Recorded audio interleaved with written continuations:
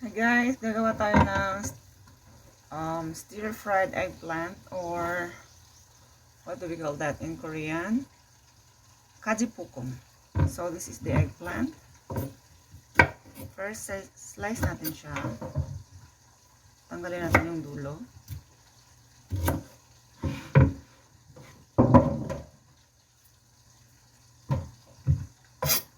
Then slice natin ng 3. Oops. And then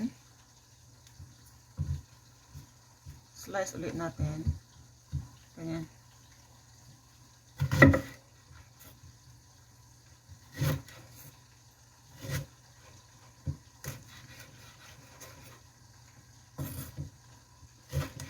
Okay lang mahaba guys, kasi di ba pag naluluto siya, lumiliit.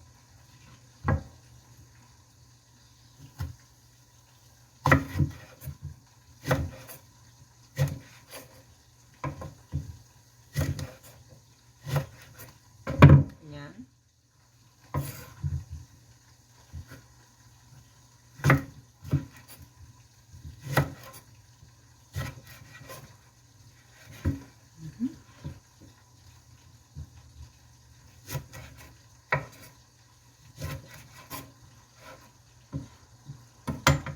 So, tanggalin muna natin yung iba.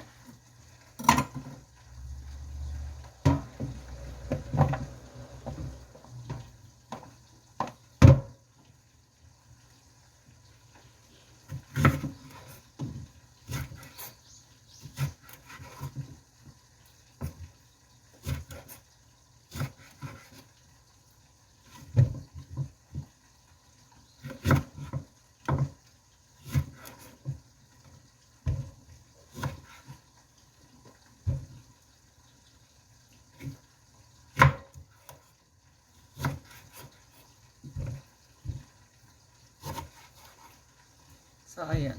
Dalawa lang muna. May natitira pa tayo dito. So, slice pa natin. So, ito na guys. Na-slice ko na yung apat na eggplants. Ayan na sila lahat. Now, next natin gagawin, mag-slice tayo ng green onions.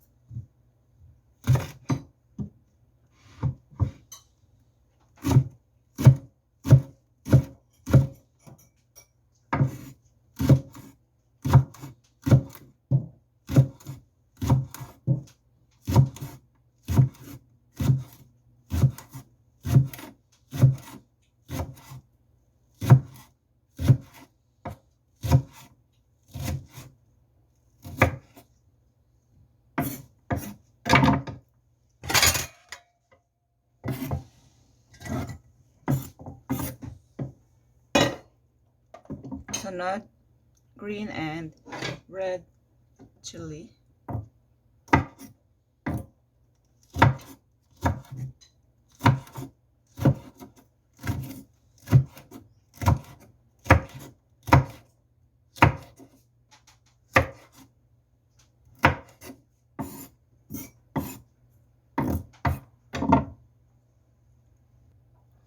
Next, meron tayong konting-konti lang, mushrooms. Yan lang yung nakita ko sa ref na available. So, maglagay din tayo ng mushrooms. Now, gawa tayo ng sauce. Una, kailangan natin ito. Chili powder.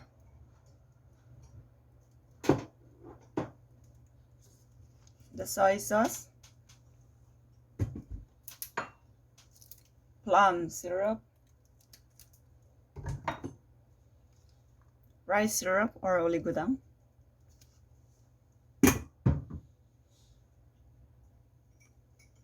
the onion, and minced garlic. Then gagamitin natin guys. So, slice muna natin yung onions. Kalahati lang. There you go. Pagsamahin natin sila ng green onions. Ganyan. Then, paghaluin na natin yung sauce. So,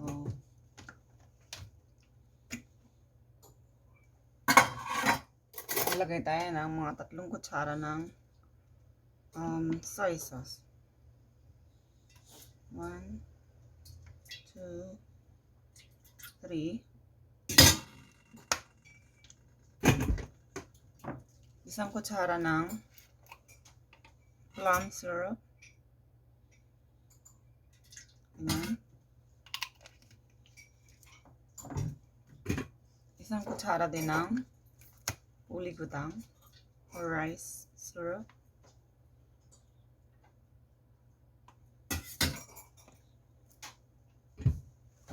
Then, lagyan natin ito.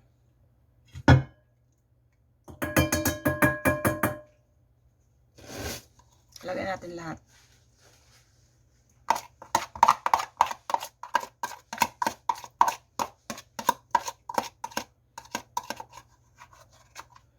Yan.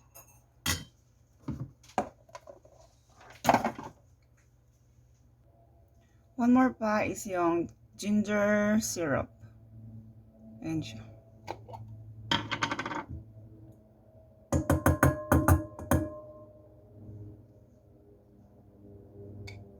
Mga ganyan.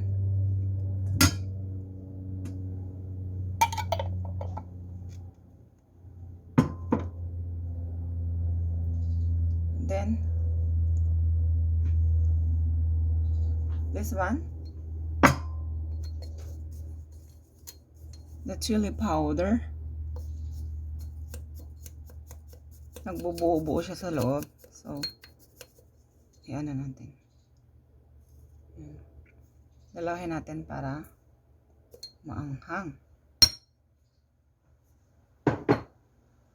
And mix natin siya.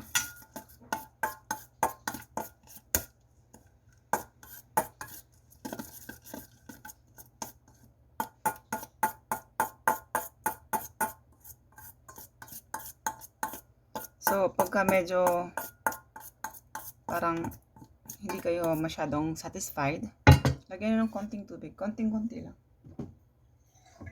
Mga ganyan. Siguro isang kutsara din. Ganyan. Okay na yan. Then, start na tayong i-fry yung eggplants. Okay guys, ready na yung pan. Mainit na siya. Now, let's put the olive oil.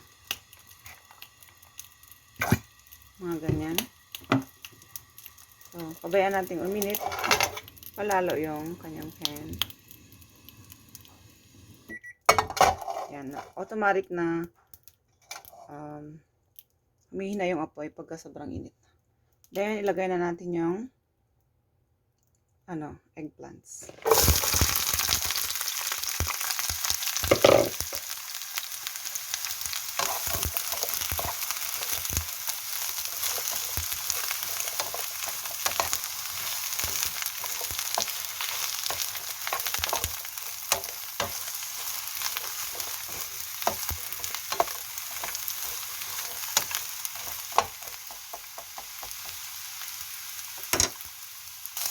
Okay guys, ayan. After 2 minutes yata, pag pinabayaan ko siyang maluto, ayan na siya. Now, ilagay na natin yung mga ingredients.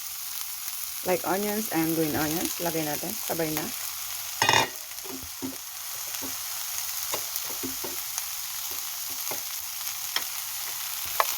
Haluin.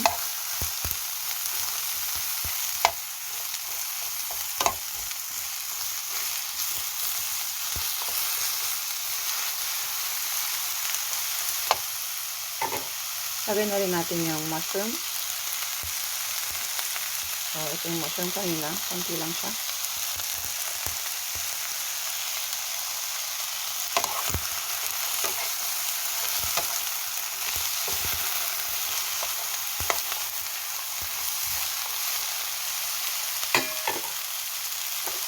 Then, the chilies. And right away, yung kanyang sauce.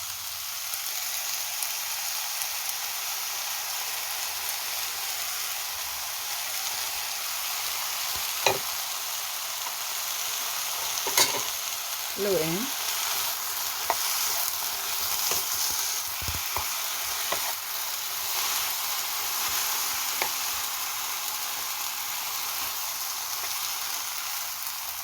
Nagtutubig ng konti yung eggplant.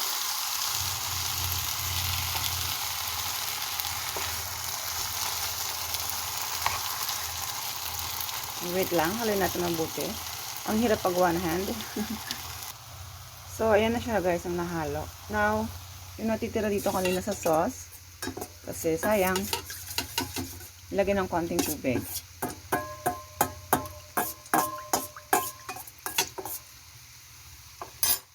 And ilagay din natin doon.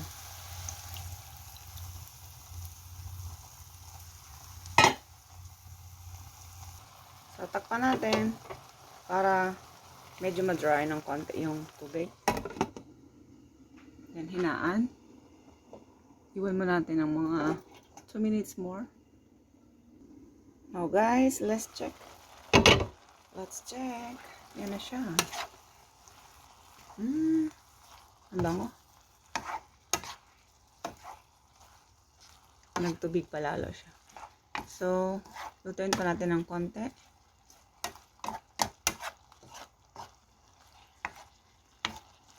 Nang bukas para mag-evaporate yung kanyang tubig. Konti lang.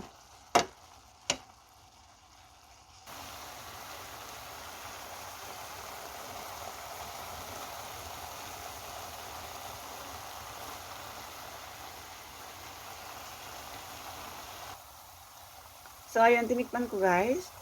Okay yung lasa niya para sa akin. Pero kasi mas gusto nila yung maalat-alat. So, dagdagan natin ng asin. Wait lang. Ayun, nadagdagan ko na yun. Yung puti. Okay na yan. Patayin na natin. Before pala natin patayin, lagyan natin ng sesame oil and sesame seeds. Wait lang. Sesame seeds. Mga ganyan.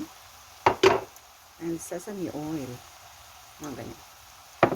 Then, patayin. Then, haluin. Ang bango. There. Tapos na.